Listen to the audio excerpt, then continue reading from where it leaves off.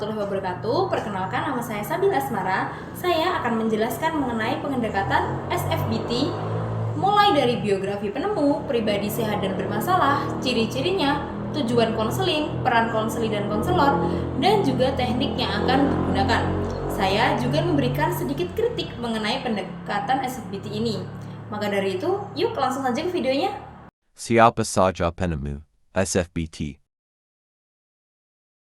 Pendekatan SFBT atau Solution Focused Brief Therapy tidak dicetuskan oleh satu orang saja, melainkan melalui karya dan kolaborasi beberapa tokoh, diantaranya 1. Steve DeShazer 1940-2005, psikolog dan terapis keluarga asal Amerika Serikat, dianggap sebagai bapak dari SFBT, memfokuskan pada solusi daripada masalah dan menekankan pentingnya pertanyaan-pertanyaan yang tepat untuk membantu klien menemukan solusi. Karya-karyanya yang terkenal yaitu His The Solution in Brief Therapy 1985, Clues Investigating Solutions in Brief Therapy 1988, dan Words Were Italy Magic 1994. Kedua, ada Inso Kim Burke 1934 sampai 2007. Terapis keluarga dan kolaga Steve DeShazer di Brief Family Therapy Center BFTC di Milwaukee, Wisconsin, berkontribusi dalam pengembangan SFBT dengan fokus pada kekuatan dan pengecualian dalam situasi klien. Karyanya yang terkenal yaitu ada Family Therapy, A View from the Inside 1992, dan Building Solutions, A New Approach to Solution Focused Therapy 2007. Yang ketiga ada Bill O'Hanlon, terapis dan pengajar SFBT yang terkenal. Beliau memfokuskan pada penggunaan bahasa dan pertanyaan-pertanyaan yang tepat untuk membantu klien menemukan solusi. Karyanya yang terkenal yaitu ada Solution Oriented Therapy 1994, Do One Thing Different, The 8 Keys to Creating Lasting Change 2001, dan Shifting Gears, 10 Roadblocks to Change and How to Overcome Them 2006. Yang keempat, ada Michelle Weiner Davis, terapis dan pengajar SFBT yang terkenal. Beliau berfokus pada penggunaan SFBT untuk berbagai masalah, termasuk trauma, kecemasan, dan depresi. Karyanya yang terkenal ada 2000, Essential Brief Therapy, A Complete Guide to the Theory and the Practice of Solution Focused Therapy 2004. Dan The Solution Focused School, Teaching Students How to Succeed 2014. Selain keempat tokoh utama di atas, banyak terapis dan peneliti lain yang turut berkontribusi dalam pengembangan dan penerapan SFBT ini. Beberapa di antaranya adalah 1. Eve Lipchik, 2. Michael G. Lambert, 3. Scott D. Miller, 4. Ben Wolfman, 5. Wendy O'Hanlon. Pribadi sehat dan tidak sehat atau bermasalah menurut SFBT. Pribadi sehat dan bermasalah menurut SFBT. Dalam Solution Focused Brief Therapy atau SFBT, konsep pribadi sehat dan pribadi bermasalah berbeda dari pendekatan terapi tradisional. Berikut adalah penjelasannya. Pribadi sehat menurut SFBT. Pribadi sehat adalah individu yang memiliki kompetensi dan kemampuan untuk menyelesaikan masalah. Mereka tidak terpaku pada masalah, tetapi fokus pada solusi, sadar akan kekuatan dan sumber daya yang mereka miliki. Mereka percaya pada kemampuan mereka untuk mengatasi tantangan, memiliki fleksibilitas dan adaptif dalam menghadapi situasi sulit. Mereka mampu mengubah perspektif dan menemukan solusi kreatif, terbuka terhadap pengalaman baru dan mau belajar dari kesalahan. Mereka terus berkembang dan maju dalam hidup. Pribadi bermasalah. Sedangkan pribadi bermasalah dalam individu yang terpaku pada masalah dan kesulitan. Mereka merasa tidak mampu menyelesaikan masalah dan terjebak dalam situasi negatif, memfokuskan pada kekurangan dan kelemahan mereka. Mereka memiliki kepercayaan diri yang rendah dan merasa tidak kompeten, kaku dan tidak adaptif dalam menghadapi perubahan. Mereka sulit menemukan solusi kreatif dan terjebak dalam pola lama. Menutup diri terhadap pengalaman baru dan terpaku pada masa lalu, mereka tidak belajar dari kesalahan dan mengulangi pola yang sama. Tujuan konseling SFBT. Konseling SFBT (Solution Focused Beef Therapy) memiliki beberapa tujuan utama, yaitu 1. Membantu klien menemukan solusi. Tujuan utama SFBT adalah membantu klien menemukan solusi untuk masalah yang mereka hadapi. Fokusnya bukan pada analisis masalah, melainkan pada penciptaan solusi yang dapat diterapkan di masa depan. 2. Meningkatkan kemampuan klien. SFBT bertujuan untuk meningkatkan kemampuan klien dalam menyelesaikan masalah. Klien dibantu untuk mengidentifikasi kekuatan dan sumber daya mereka, mengembangkan keterampilan baru untuk mengatasi masalah, meningkatkan kepercayaan diri dalam menghadapi situasi sulit. Yang ketiga, mempercepat pencapaian. Tujuan SFBT dirancang sebagai terapi yang singkat dan fokus. Tujuannya adalah membantu klien mencapai tujuan dalam waktu yang singkat, biasanya dalam beberapa sesi. Yang keempat, yaitu meningkatkan kualitas hidup klien. Secara keseluruhan, SFBT bertujuan untuk meningkatkan kualitas hidup dari klien tersebut dengan membantu klien menyelesaikan masalah dan juga meningkatkan kemampuan mereka. SFBT memungkinkan mereka untuk hidup lebih bahagia dan lebih produktif. Beberapa tujuan spesifik SFBT dapat meliputi 1. Mengurangi gejala kecemasan dan depresi. 2. Meningkatkan komunikasi dan hubungan interpersonal. 3. Meningkatkan keterampilan manajemen stres, yaitu cara menangani stres. 4. Meningkatkan prestasi akademik atau profesional. 5. Membangun kepercayaan diri dan harga diri. 6. Mencapai tujuan hidup yang spesifik. Apa saja peran konseli dan konselor dalam pendekatan SFBT? Peran konseli dan konselor dalam konseling pendekatan SFBT. Peran konseli dalam konseling SFBT. Konseli memiliki peran aktif dan penting. Konseli diharapkan untuk menentukan tujuan. Konseli menentukan apa yang ingin mereka capai dalam konseling, mengidentifikasi kekuatan dan sumber daya. Konseli mengidentifikasi kekuatan dan sumber daya yang mereka miliki untuk mencapai tujuan. Mengembangkan solusi.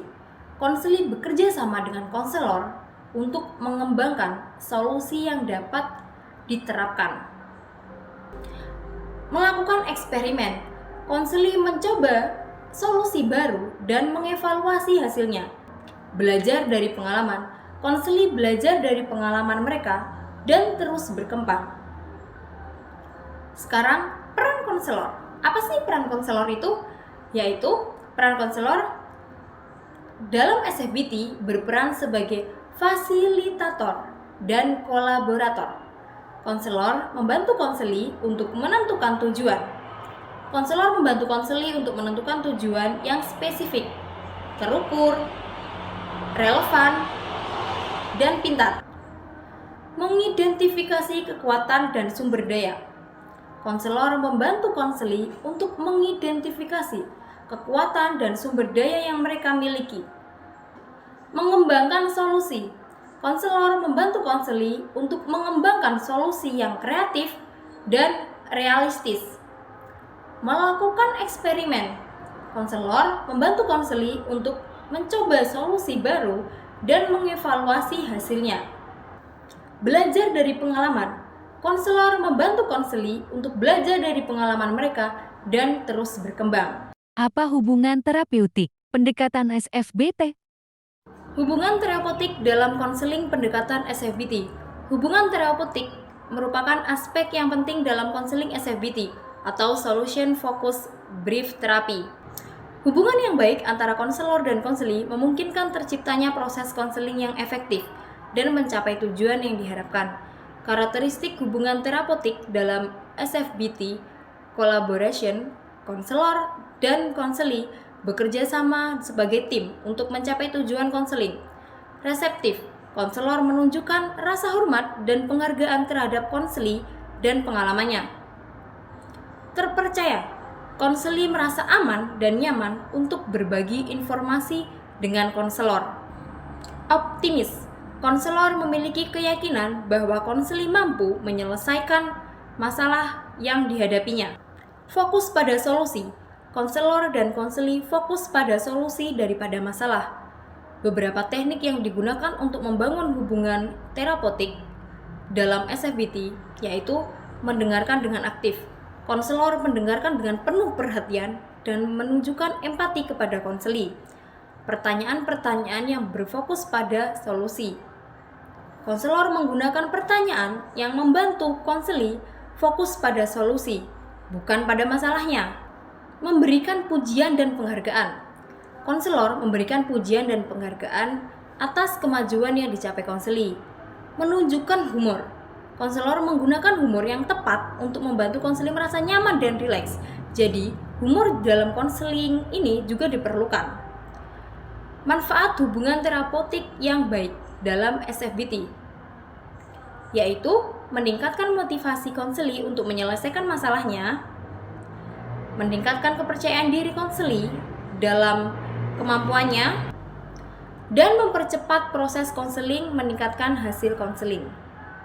Teknik-teknik yang digunakan dalam pendekatan SFBT. Berikut adalah beberapa teknik yang umum digunakan dalam konseling SFBT atau Solution Focused Brief Therapy. 1. Pertanyaan-pertanyaan berfokus pada solusi atau coping question. Tujuannya membantu konseli untuk fokus pada solusi daripada masalah. Contohnya, apa yang sudah Anda lakukan untuk mengatasi masalah ini? Kapan terakhir kali Anda merasa berhasil mengatasi situasi yang sulit? Apa yang akan Anda lakukan jika Anda menyelesaikan masalah ini? Di atas tadi atau yang sebelumnya saya ucapkan adalah contoh pertanyaan-pertanyaannya. Yang kedua, memberikan pujian dan penghargaan atau complimenting. Tujuannya meningkatkan motivasi dan kepercayaan diri konseli. Contohnya seperti ini. Saya sangat mengapresiasi atas usaha Anda untuk menyelesaikan masalah ini. Saya sangat senang melihat kemajuan yang Anda capai. Anda memiliki banyak kekuatan dan sumber daya untuk mengatasi masalah ini. Yang ketiga, membangun hubungan kolaboratif, forming a collaboration relationship. Tujuan menciptakan hubungan yang saling percaya dan menghormati antara konselor dan juga konseli. Contohnya, bekerja sama dengan konseli untuk menentukan tujuan konseling, mendengarkan dengan penuh perhatian dan menunjukkan empati pada konseli, menunjukkan rasa hormat kepada konseli dan pengalamannya. Selain teknik-teknik yang sudah saya sebutkan tadi, ada beberapa teknik-teknik lain yang dapat digunakan dalam SFBT, yaitu scaling, membantu konseli untuk mengukur kemajuan mereka. Kedua, mengecualikan, membantu konseli untuk menemukan waktu atau situasi di mana masalah tidak terjadi.